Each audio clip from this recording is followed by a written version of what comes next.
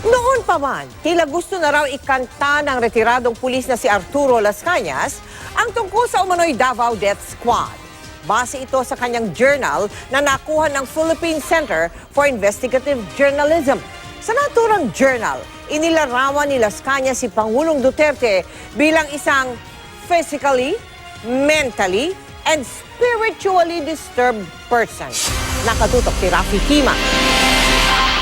Walang Davao Death Squad. Todo tang ginoong isang taon sa Senado.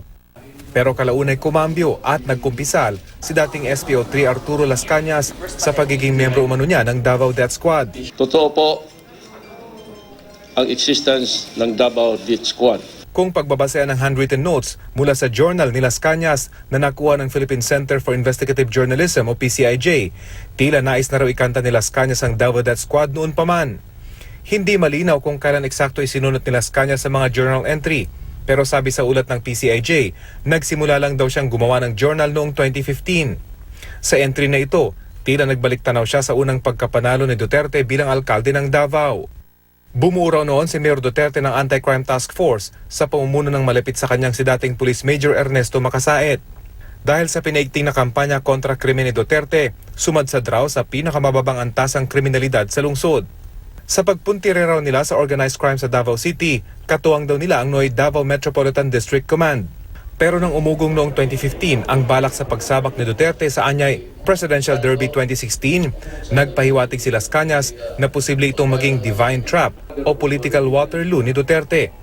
Manalo man daw o matalo, naniniwala siyang si Duterte ang magiging pinakakinasunsuklamang political figure sa kasaysayan. Sa kanyang sariling salita, inilarawan ni Las Cañas si Duterte bilang physically, mentally, and spiritually disturbed person na naghahabol sa laman, dugo at kapangyarihan na nakukuha ang anumang nais at prioridad daw ang pansarili at politikal na seguridad. Sabi noon ni Las Cañas, kung manalo si Duterte at ipalaganap sa buong bansa ang kanyang formula ng pagpapadanak ng dugo sa Davao para sa umano'y peace and order at illegal drugs, hihilahin daw ni Duterte ang bansa sa impyerno para magtagal sa kapangyarihan. And the rest, anya, is lethal history. Pero bakit ngayon lang kumanta si Las Cañas? Sabi ng isang source ng PCIJ, limitado raw ang kilos ni Las Cañas sa Senado dahil bantay sarado siya ng mga pulis. Kabilang daw sa mga bantay ni Las Cañas, si SPO4 Sanson Sunny Buenaventura na malapit daw kay Pangulong Duterte. What is your name, sir? I am SPO4 Sanson Buenaventura, Your Honor. Sa pagdinig ng Senado noong isang taon, kasabay ng pagharap ni Las Cañas, sumalang na rin noon si Buenaventura matapos siyang tukuyin din ni Edgar Matubato bilang isa umano sa sanggang dikit ni Duterte na miyembro ng Davao Death Squad. Itinanggi noon ni Buenaventura ang paratang at tulad ni Las Cañas ay giniit na walang Davao Death Squad. Takot daw noong panahon na yun si Las Cañas na mapagbuntunan siya at ang pamilya sa Davao kung isasangkot niya si Duterte.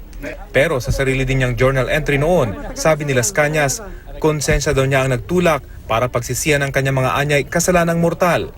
Ipinapasa Diyos na daw niya ang lahat kahit pa magdulot ito sa kanya ng pag-uusig, pagkakakulong, pagkawala ng dignidad at kahit pa kamatayan.